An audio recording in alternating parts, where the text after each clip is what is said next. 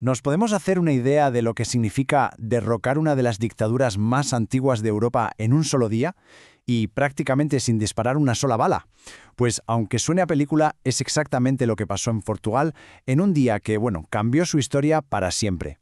La fecha clave es esta, 25 de abril de 1974. Ese día, la historia dio un vuelco tremendo. Un régimen que había controlado Portugal durante casi medio siglo simplemente se desvaneció en cuestión de horas, así de un día para otro. Y aquí está la pregunta del millón, la que vamos a intentar responder hoy. ¿Cómo es posible que un golpe de Estado, algo que asociamos con violencia, se transformara en la famosa Revolución de los Claveles?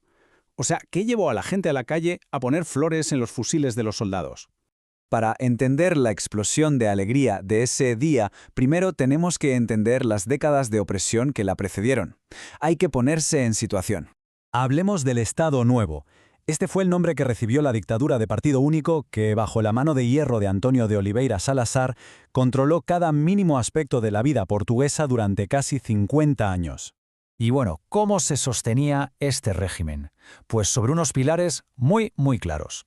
La ideología se resumía en su lema: Dios, patria y familia. Era un sistema ultranacionalista, ultracatólico y, por supuesto, contaba con una policía secreta temidísima, la PIDE. El objetivo, y esto es clave, era crear una población políticamente apática que no se metiera en líos. Mirad, para hacernos una idea del atraso en el que estaba sumido el país, basta con mirar un dato, solo un dato. A principios de los años 70, la tasa de analfabetismo en Portugal era de un increíble 30%, un reflejo brutal de la pobreza y de la falta de oportunidades. Y la opresión del régimen es que llegaba hasta lo más íntimo. Las leyes sociales eran tan represivas que la propia identidad de una persona podía ser un estigma oficial. Este testimonio lo deja clarísimo. Habla de lo que era ser considerado un hijo ilegítimo, algo que le pasaba a cualquiera que naciera fuera de un matrimonio católico, del que, por cierto, era imposible divorciarse. Entonces, ¿qué hizo que todo saltara por los aires?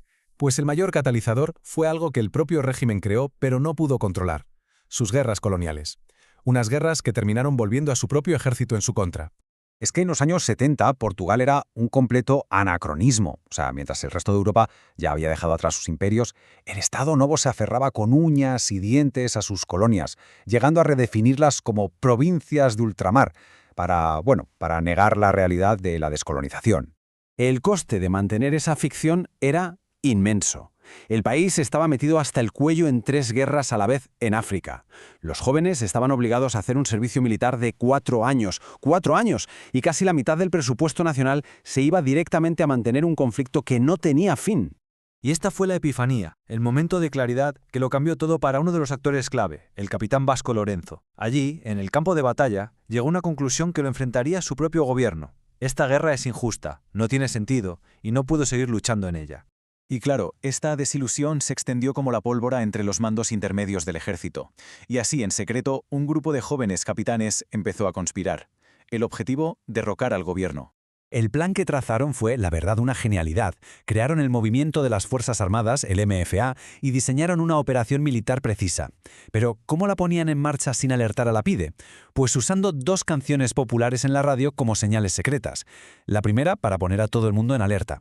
Y la segunda, la canción prohibida Grándola Vila Morena, como la señal definitiva para lanzar el golpe en todo el país. Y así, con el plan en marcha, llegó el momento. El 25 de abril de 1974, la historia de Portugal se preparaba para cambiar de forma radical. Este es el discurso que el capitán Salgueiro Maia, el encargado de tomar Lisboa, le dio a sus hombres. Sin rodeos, sin medias tintas, les dijo la verdad: vamos a acabar con la dictadura. Y todos, absolutamente todos, se unieron a él de forma voluntaria. La operación fue un éxito relámpago, de verdad. A las 12:20 sonó la canción. Al amanecer, Lisboa ya estaba tomada. El momento clave, el punto de inflexión, llegó cuando las tropas leales al régimen se encontraron con los rebeldes y se negaron a disparar. Eran camaradas, habían luchado juntos en las guerras coloniales.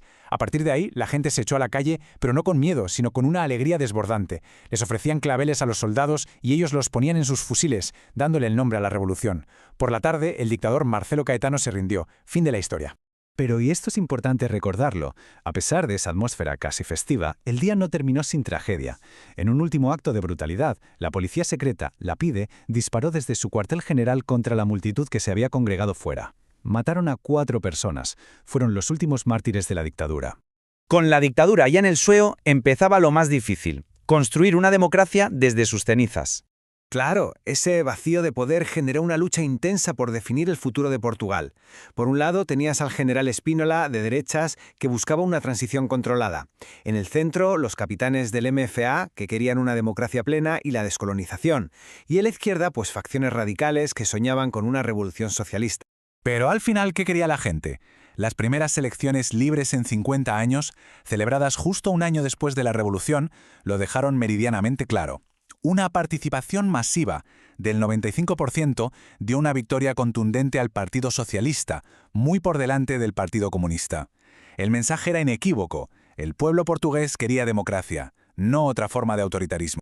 Y a pesar de ese año tan convulso, que lo fue, con intentos de golpe de la derecha y presiones de la izquierda más radical, la voluntad popular que se expresó en las urnas prevaleció. En 1976, Portugal aprobó una nueva constitución que sentó las bases de la democracia estable que conocemos hoy. La Revolución de los Claveles es, en fin, una historia increíble. Un triunfo de la valentía, pero también de la moderación. Un grupo de militares hartos de una guerra injusta lo arriesgó todo y con el apoyo de su gente consiguió la libertad. 50 años después, su historia nos recuerda que, a veces, quienes portan las armas pueden ser los mayores defensores de la democracia. Y claro, nos deja con una pregunta en el aire. Ganaron la democracia hace 50 años, pero ¿qué hace falta hoy para conservarla?